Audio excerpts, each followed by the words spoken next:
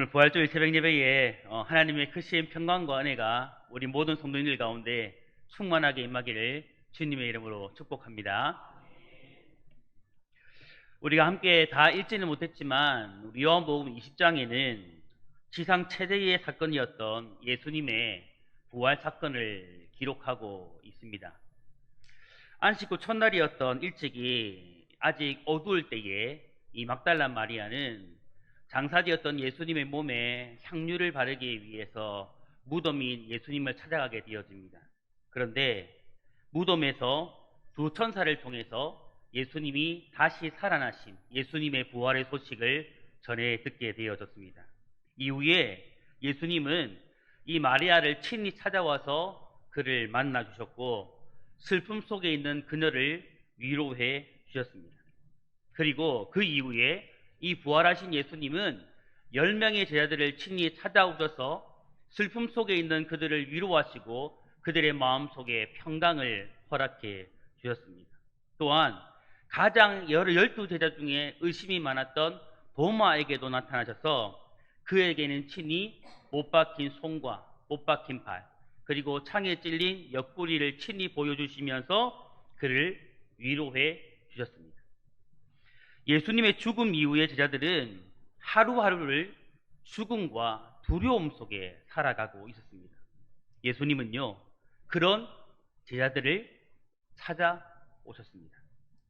본문 19절 말씀 보면 이렇게 기록하고 있습니다.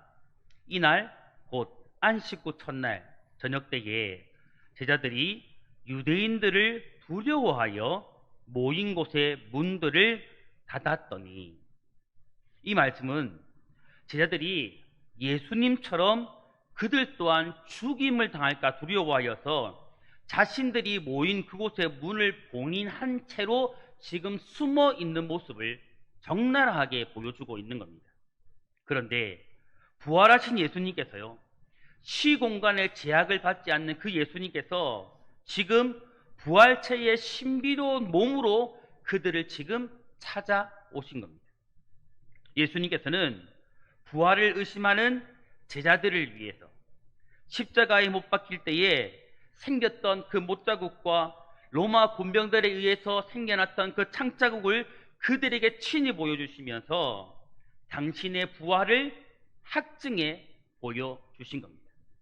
이를 통해서 제자들은 자신들을 찾아오신 그 예수님이 바로 부활하신 주님이라는 것을 선명하고도 분명하게 알게 되었습니다. 그때 그들은요, 그들이 의심하였던 예수 그리스도, 예수님의 부활, 그리고 불신앙적인 태도에서 완전히 벗어나서 온전한 믿음을 갖기 시작했고, 슬픔과 공포에서 완전히 벗어나서 주님으로 말미암는 기쁨과 평강을 누리게 되었습니다. 오늘 이 새벽 부활하신 예수님께서 제자들을 친히 찾아와 그들을 만나 주셨을 때에 그들 안에 임했던 기쁨과 그 평강, 그들 안에 임했던 이 은혜가 오늘 여러분의 동일하게 나타나기를 간절히 소망합니다. 오늘 이 새벽 그리고 이 부활주일 주님 앞으로 나와 예배할 때에 오늘 그 부활의 주님이 친히 여러분을 찾아와 만나 주시고 만나 주심을 통해서 여러분 안에도 동일하게 주님이 주시는 그 기쁨과 평강이 여러분 안에 충만하게 되기를 주님의 이름으로 축복합니다. 그렇다면 이 부활하신 주님을 만날 때에 일어나는 일이 무엇일까요? 오늘 이 새벽 간단하게 두 가지로 살펴보기를 원하는데요. 첫 번째 일은 무엇이냐면 우리가 예수 그리스도 부활하신 그 주님으로 말미암아 평강을 얻게 된다는 겁니다. 본문 19절 중반절에 보면요, 이렇게 말씀하죠. 예수께서 오사 가운데 서서 이르시되 너희에게 무엇이 있을지어다? 평강이 있을지어다. 여기서 평강은요, 19절과 21절과 26절에서 세 번이나 동일하게 예수님께서 부활하신 이 예수님께서 제자들을 만날 때마다 가장 먼저 하신 말씀입니다. 그리고 예수님께서는요, 십자가에 죽으시기 이전에도 제자들을 향해서 여러 번 이 평강을 향해서 평강의 축복을 여러 번 말씀하셨습니다. 그렇다면 이 평강은요, 구체적으로 무엇을 말하는 것일까요? 이 평강은 예수님의 승천 이후에 오실 그 보혜사 성령과 관련된 것으로 세상의 평안과는 완전히 다른, 세상이 주는 평안과는 완전히 다른 예수님만이 줄 수 있는 평안을 말하는 겁니다. 이것이 중요합니다, 여러분. 기억해야 합니다. 이 평안은 예수님만이 줄 수 있는 평안을 예수님이 지금 말하고 있는 것이고요. 그리고 이 평강은 무엇이냐면 예수님 안에서 주어지는 것으로 세상에서 당하는 환난을 이기는 담대함을 말하는 것입니다. 다시 말해서요, 예수님 안에서 주어지는 것으로 우리가 이 땅을 살아가면서 누구나 환난과 어려움을 당하게 되어지는데 예수님이 주시는 이 평강을 받게 되어지면 너끈히 이러한 모든 환난과 어려움을 이길 수 있게 된다는 것입니다. 그리고 또 이 평강은 무엇을 말하냐면 하나님과 원수되었던 우리가 하나님과 화평을 누리게 되는 것, 이것을 말하는 것입니다.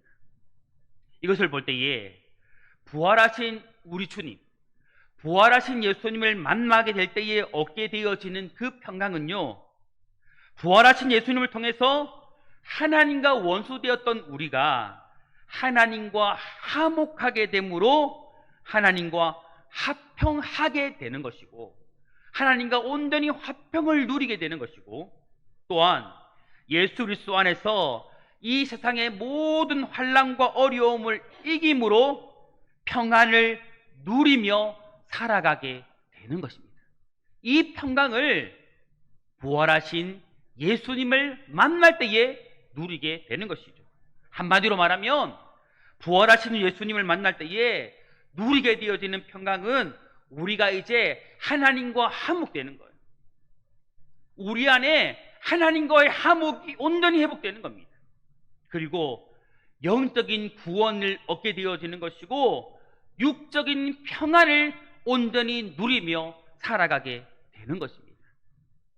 우리 예수님은 진정한 평강을 가져오시기 위해서 십자가에서 죽으셨고요, 평안을 없애는 사망의 권세를 이기시고 부활하셨음을 여러분 믿으시기 바랍니다. 그러므로 이 부활하신 주님을 만나는 사람은요, 진정한 평강을 누리게 되는 거예요. 여러분 믿으십시오. 그러므로 오늘 이 새벽 그리고 이 부활주일에 저는 여러분이 다시 한번 주님을 깊이 있게 만날 수 있기를 주님의 이름으로 축복합니다. 이 부활의 주님을 다시 한번 영적으로 찾아오시는 주님을 만남으로 말미암아 여러분이 진정한 평강을 누리고 또 누리게 되기를 주님의 이름으로 축복합니다. 두 번째로요, 우리가 이 부활의 주님을 만나게 될 때에 일어나게 되는 일이 무엇이냐 하면 부활, 그 기쁨의 소식을 전하게 된다라는 겁니다. 본문 21절에 보니까요, 이렇게 말씀합니다. 예수께서 또 이르시되 너희에게 평강이 있을지어다. 아버지께서 나를 보내신 것 같이 나도 너희를 보내노라. 예수님께서는 제자들이 모인 곳으로 친히 찾아오셔서 제자들을 향해서 이렇게 지금 말씀하고 있는 겁니다. 아버지께서, 하나님께서 나를 보내신 것처럼 이제 나도 너희를 보낸다라고 그렇게 말씀하고 있습니다. 이것은요, 부활하신 주님을 만난 우리가 힘써서 이 땅을 살아가는 동안에 무엇을 해야 하는지, 우리에게 주어진 사명이 무엇인지를 말해주고 있는 겁니다. 그리고 이 땅에 주님께서 세우신 교회의 역할, 교회에 주어진 가장 중요한 사명과 역할이 무엇인지를 우리에게 말해주고 있는 겁니다. 예수님께서는 교회를 필요로 하십니다. 나도 너희를 보낸다라는 이 말씀은요, 내가 교회를 세상으로 보낸다라는 의미와 함께 내가 교회를 필요로 한다라는 의미도 이 속에 담겨져 있는 겁니다. 그리고 그래서 사도 바울은요, 에베소서 1장 23절에 보니까 교회를 그리스도의 무엇이라고 말할까요? 몸이라고 말하죠. 부활하신 예수님은 교회의 무엇이 되십니까? 머리가 되시고 교회는 그리스도의 몸이 된다라고 말씀하고 있는 겁니다. 교회는 사람들이 자신들의 필요에 의해서 임의로 세운 그런 기관이 결코 아닙니다. 교회는 예수님께서 자신의 뜻을 위해서 세운 매우 특별한 기관입니다. 하나님의 나라와 그 하나님 나라의 뜻을 이루기 위해서, 예수님이 자신이 원하시는 그 뜻을 이루기 위해서 하나님과 예수 그리스도께서 특별히 세우신 기관이 바로 교회라는 것이죠. 예수님은 자신의 뜻을 널리 알리고 고통과 슬픔과 절망 가운데 있는 수많은 사람들을 자유케 하고 그들을 구원하기 위해서 무엇을 세웠을까요? 이 땅에 교회를 세우신 것입니다. 그러므로 교회는 그분의 예수님의 발이 되어 예수님이 가시려는 곳으로 가고 그분의 손이 되어서 그분의 역사를 행하는 곳이 되어야 하며 그분의 입이 되어서 부활하신 예수님의 입이 되어서 예수님이 하시고자 하시는 그 말씀을 선포하고 증거하는 기관이 되어야 하는 것입니다. 부활하신 주님은 교회의 머리가 되십니다. 그러므로 교회는요, 주님이 기뻐하시는 일을 해야 하고 우리 부활하신 주님이 원하시는 일을 해야 하는 것입니다. 성도 여러분, 부활하신 주님이 가장 기뻐하시는 일, 우리 주님이 가장 원하시는 일이 무엇일까요? 그 일이 있다면 십자가에서 죽으시고 사망의 모든 권세를 이기시고 부활하신 그 주님, 이 땅에 영원한 구원자가 되시고 영원한 생명을 주신 그 부활하신 주님을 증거하고 선포하는 그 일일 것입니다. 부활의 주님을 만나고 그 소식을 많은 사람들에게 전한 마리아처럼, 예수님의 제자들처럼 이 기쁨의 소식을요 많은 사람들에게 알리고 증거하는 것, 그것이 바로 부활하신 주님이 가장 원하시는 일이고 가장 기뻐하시는 일임을 여러분 믿으시기를 축복합니다. 예수님의 부활은 기쁨의 소식입니다. 그리고 평강의 소식이고요, 구원의 소식이고 이 세상 모든 사람들에게 가장 소중하고 중요한 소식입니다. 이 소식을 전해 듣는 사람마다 생명을 얻게 될 것이고 구원을 얻게 될 것입니다.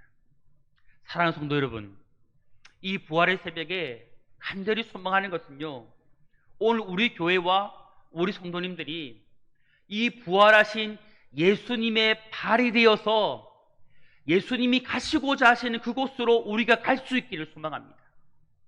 우리 교회와 성도님들이 부활하신 예수님의 손이 되어서 예수님이 하시고자 하시는 그 일을 할 수 있는 교회요 성도님들이 될 수 있기를 축복합니다. 그리고 부활하신 예수님이 하시고자 하시는, 증거하시고자 하시는 그 증거를 선포하고 증거하는 그런 교회와 성도가 바로 우리 교회요 우리 성도님들이 될 수 있기를 간절히 소망합니다. 그래서 여러분, 오늘 이 하루를요 그렇게 살았으면 좋겠어요. 혹 우리 주변에 다른 사람이 아니라도 내 가족에게라도 혹 할 수만 있다면 내가 만나는 한 사람에게라도 예수님이 부활하셨습니다라고 한 사람에게라도 선포하고 증가할 수 있는 이 하루가 될 수 있기를 축복합니다. 그리할 때에 그 사람이 이 복음의 선포를 듣고 흘릴지라도 언젠가는 그 사람에게 이 복음의 능력이 되어서 그 사람이 예수 그리스도를 통해서 구원받게 되어질 것입니다. 오늘 우리 교회와 우리 모든 성도님들이 이 부활하신 주님을 선포하고 증거하는 교회가 되어짐으로 말미암아 이 땅에 부활하신 주님을 통해서 이 땅을 살리고 구원하는 그런 교회로 귀하게 쓰임받기를 축복합니다.